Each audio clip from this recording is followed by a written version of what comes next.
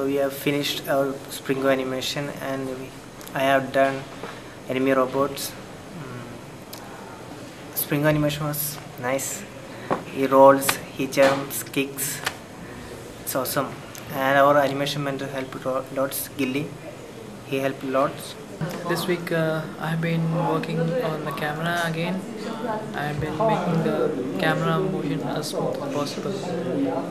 Like when the character is going front and he turns back, then the camera stays and the body turns, and then the camera follows the path and tries to go to the back of the player. So I've been working on that animation. So this week I finished off working on the cannon, so it now shoots properly. It fires you up into the air based on how long you hold the button for. It'll give you a different amount of power. Also caps the amount you can move, so you can't just go anywhere we don't want you to go. So that's pretty much done now. It just needs the camera sorted, attached to it properly. It's not in the moment. I'm Dave, I'm one of the artists on Team Caffeine, and this week I'm working on textures for the level assets.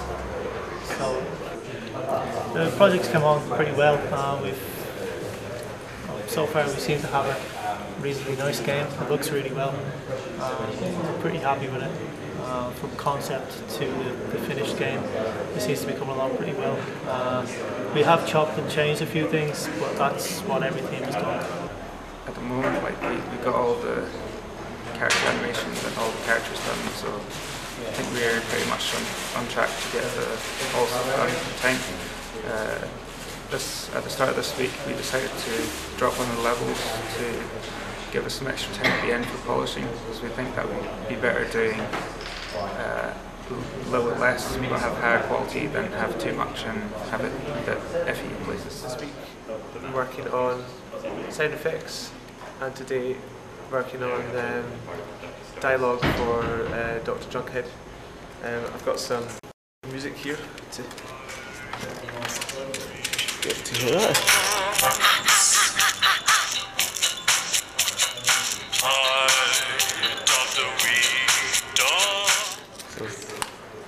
So that it kind of fits the tone of our game, which is a bit mad and kind of black comedy style. We're developing a lot faster than I expected. I expected us to be at this stage at the end of week 8, if not week 9. So most of the code is in and is at the stage that we're now playing with it to make it look pretty. And basically that's my job right now, is trying to make the graphics look pretty with particles and shaders and MBX code. I'm for Team Caffeine, and this week we've just found out that I implemented a very bad bug in pretty much the first week. Lua's a bit strange in that it automatically does garbage collection for us. However, we've got a list of all our redunk entities. The problem is the main list container is always referencing each little node inside the list, which means that Lua gets confused what is being referenced and what isn't being referenced. It can only clean up what is not being referenced, and because the table has always been referencing its nodes, which is a head mess up to try and get around. Hello, I'm John Kelly, team lead of Dastardly Scientists, and I'm here to give you our weekly update. Progress is going quite well, and we're at a very exciting time in development, which is why the rest of the team aren't here. Everything's sort of coming online, all the functionality is coming together. We've got pretty much all of our features completed now, except for environmentals, and we're just taking care of the last couple of little bugs. We're having a small render issue at the moment about the depth buffer on our sprite batches, but that should be sorted by midweek next week, and that's graphical polish at this stage. So we've got most of our gameplay features in there and working. Got all of our assets in for our first 3 races, and it's all working quite nicely. The only sort of art assets we don't have in at this stage are our 4th race and damage models for our planets, and they'll be coming in over the next 2 or 3 days. Things are going well, I think. What have I been working on? Well, I redid the camera, and I may have to do it again because some people are giving suggestions that make a lot of sense. And yeah, what else? Now I have to do something like ray intersection with the mesh, which shouldn't take too long for targeting.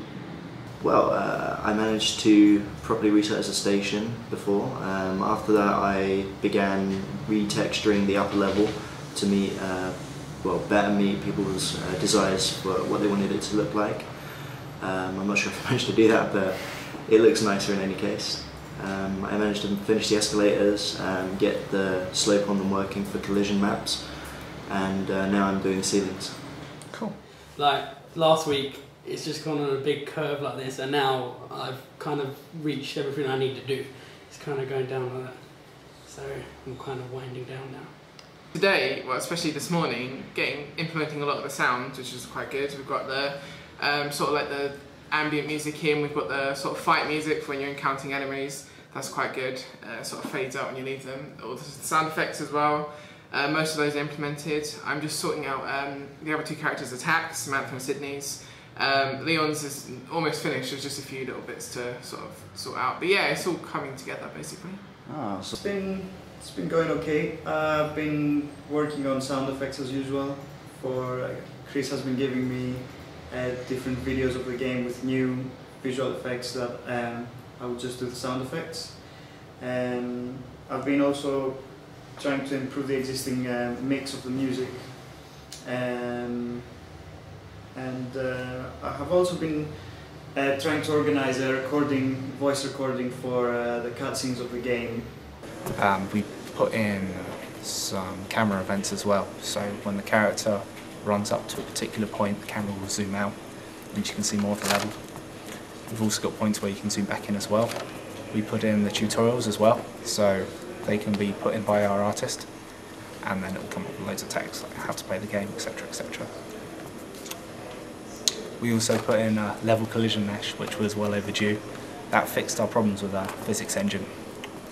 So we were using the art meshes, which was somewhat foolish, as said Ken V. We also have tweaked our origami forms. Now they move in the way we want them to.